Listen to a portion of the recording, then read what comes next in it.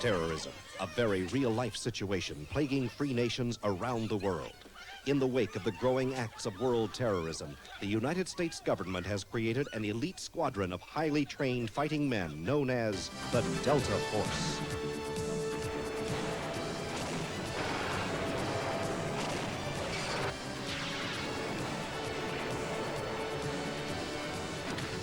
We're members of Delta Force and we're here to take you home.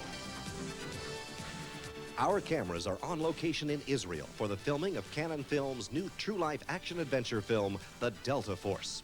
Produced by Menachem Golan and Yoram Globus, The Delta Force stars Chuck Norris and Lee Marvin, who head an all-star cast. Norris plays Major Scott McCoy. Delta Force deals with a rescue operation of hostages in Beirut. Similar to a situation that happened in America, the American hostages here a while back. I play a member of Delta Force, which is the elite commando organization, military organization, that deals with rescue operations of hostages domestically or internationally, or terrorism primarily.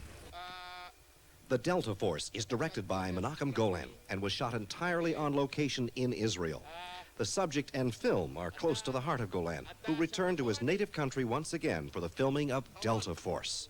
We worked on a screenplay to tell a story of new American heroes, to tell a story of a real modern American drama, which accumulates in it all the different aspects and all the dramatic events of different kind of hijacking, and at the same time tell the story of the Delta Force. It's a story that not many Americans know about.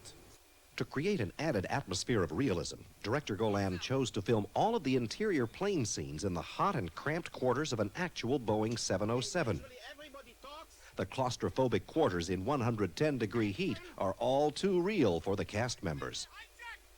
Being on this plane, which is an actual plane, and being in the conditions that we are in, it's not too difficult to be real, because it's outrageously hot. We sit on the plane for hours and hours upon end, and the actors are fabulous. So, when you have all those elements going, then therefore the situation becomes very real. Harry. What? Harry, my ring, it's Hebrew. Take it off. Take it off. Put it in your purse. No, it's fine. It'll be all right. Take it off. Oh, Harry, look, there's a white mark on my hand. You think they're gonna notice?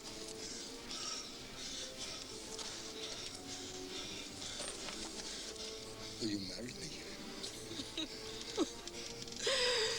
Oh, Henry, what's gonna happen to us?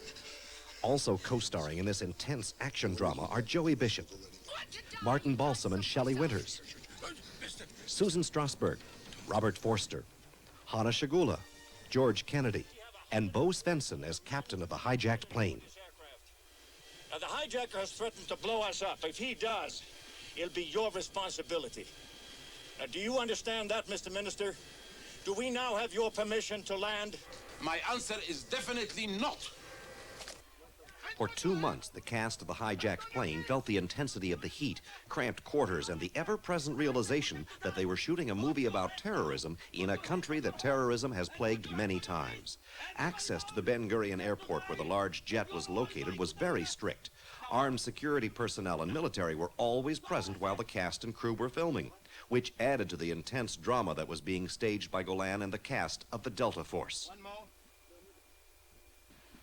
You're always aware that you are in a country which is at war. I didn't intend to do this, but you might look at this card.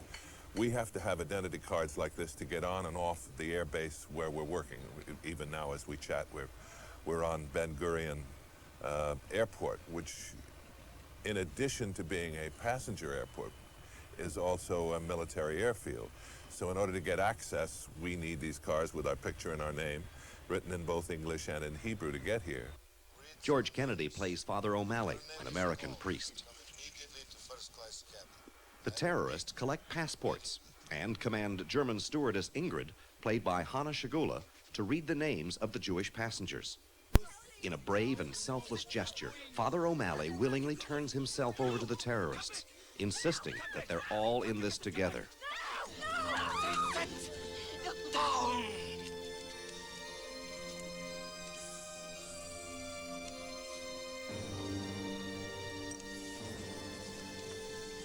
What are you doing here? You called me. What is your name? William O'Malley. I did not call you. You call for all the Jews. I'm Jewish, just like Jesus Christ. You take one of us, you gotta take us all. I think the frustration must be for the leader of any country, ours as well as any other, is what to do back without hurting the innocent people that are aboard. That's what happens. So a Delta Force, by any other name, the Israeli force, the American force, or what have you, is a force set to combat that, as they did in Entebbe. But sometimes how to dispatch that force and how to let those people do what they probably do better than anybody on earth must be a tremendously difficult decision for the leader of a country. Action! I think what we are doing in the Delta Force, we are creating heroes out of people who are involved in crisis in the world, American young people. We took the dramatic license and we changed the end of the, call it the hijack event, using the Delta Force. I hope that the movie will carry a message, first of all, about the way people act under stress, about that America has wonderful people, wonderful youth, who can change fate and history, who are very brave and could achieve a fantastic mission. And I hope I'm bringing a message to America that America would love to see.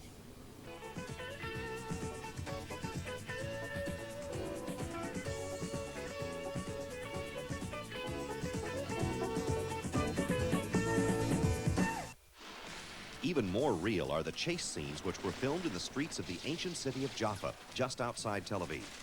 Director Golan chose this little port city for its Middle Eastern character and its architecture, which represents Beirut in the film. During the first few days of shooting, the local telephone company switchboards were inundated with calls from concerned citizens, until the word circulated that the Delta Force was being filmed in their streets.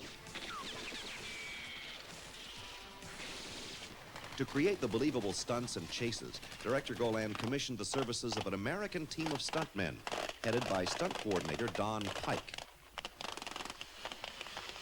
Pike is a veteran stuntman and coordinator with over 20 feature films and television shows to his credit. He is considered to be one of the best when it comes to setting up and coordinating thrilling car chases and stunts.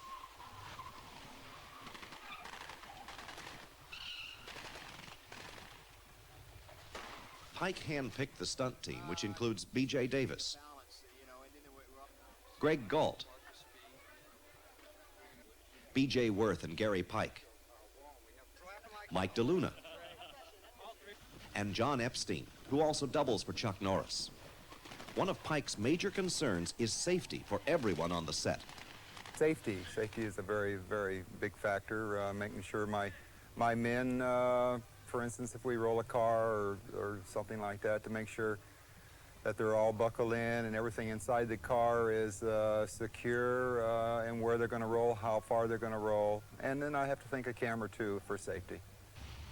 One of the many stunts in the chase scene through the streets of Jaffa calls for a jeep manned by terrorists to overturn and explode. This stunt is called a roll, and Pike and his crew make careful and cautious preparations. A specially designed pipe ramp is placed behind a pile of debris and wooden crates, which will be out of the view of the cameras. At the end of the ramp is an adjustable steel plate called a kicker, which determines the height at which the Jeep will be hurled into the air. The Jeep, which will be driven by Mike DeLuna, must hit the pipe ramp at exactly 35 miles per hour. The Jeep will then be guided up the ramp and create the roll. The stunt is rehearsed several times so that DeLuna can precisely determine the speed and angle that the Jeep must reach to hit the ramp for maximum visual effect.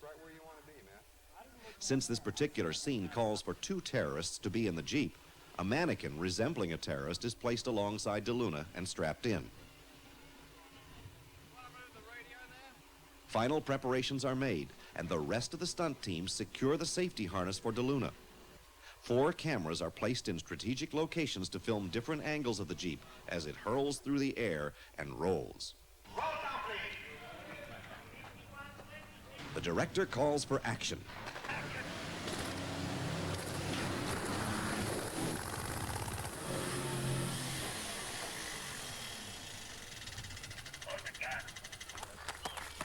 The stunt is a success, and Mike DeLuna comes through without a scratch. The explosion of the Jeep itself will be staged separately, and a second mannequin will replace DeLuna. Now, let's take a look at how the scene will appear in the actual film.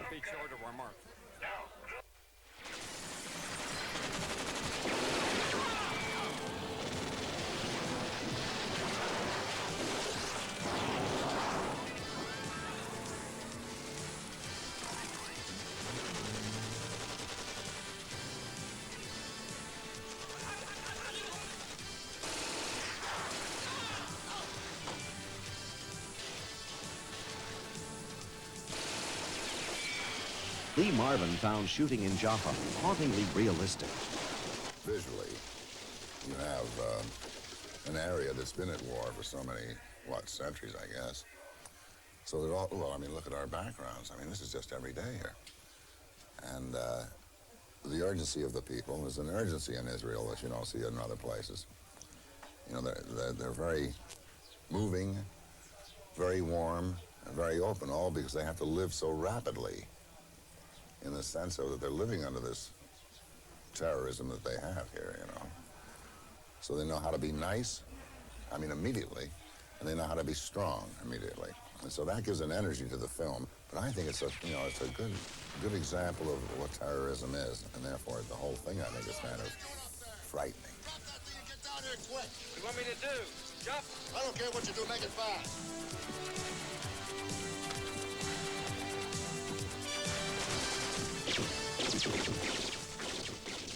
Terrorism is really the new disease of the world that has to be, you know, in some way controlled, because it just affects all the wrong people too.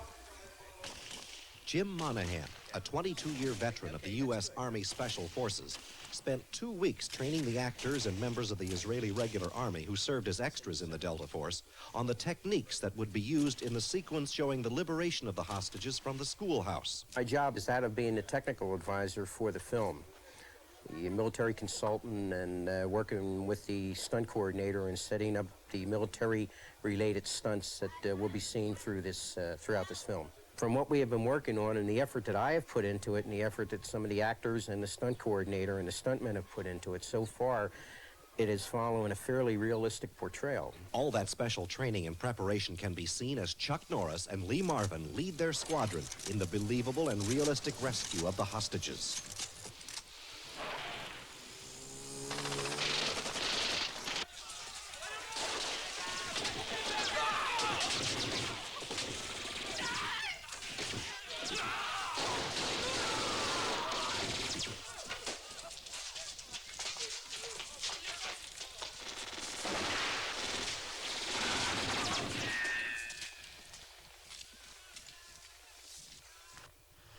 No action-adventure film with Chuck Norris would be complete without some hair-raising stunts, and the Delta Force is no exception. In this scene, Norris must jump from a moving motorcycle onto a moving truck. Action! Overtake one of the terrorists.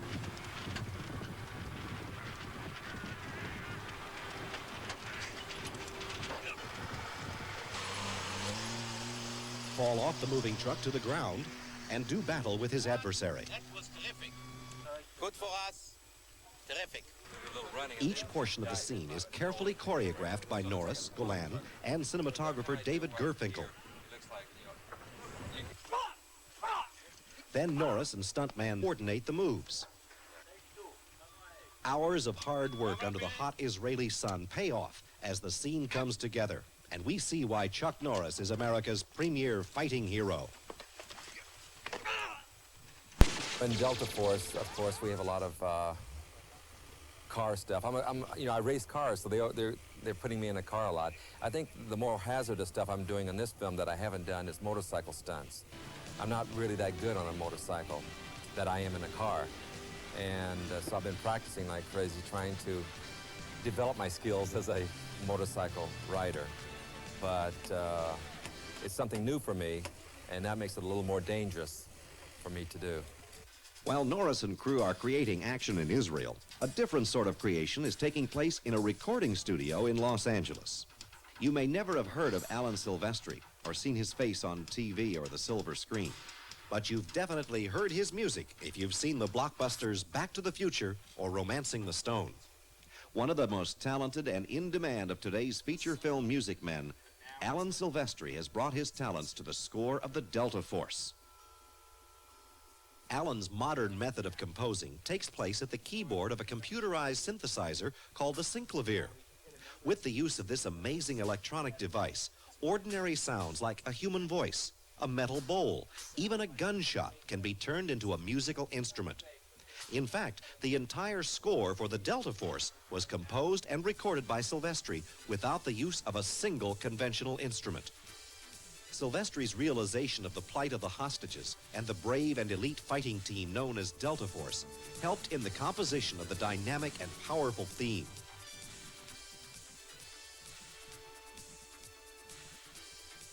When we are in the midst of hard action, I wanted to come up with something that was hard as well, something that absolutely went in the direction of what we were seeing on the screen. So when Chuck Norris and Lee Marvin and the gang are out there fighting, and you know, our boys are out there fighting the fight and saving the folks, wanted something that had a lot of energy, a lot of power, a fighting spirit in it. Once Silvestri's score is complete, the music, dialogue, and sound effects are all mixed together in this room to arrive at a finished soundtrack for the film.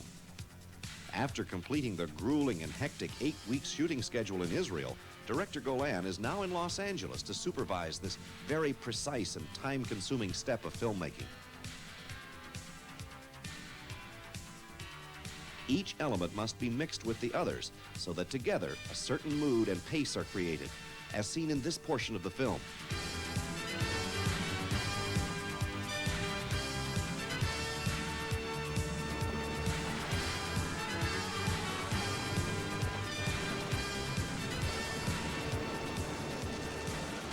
I think terrorism is a big problem all over the world right now.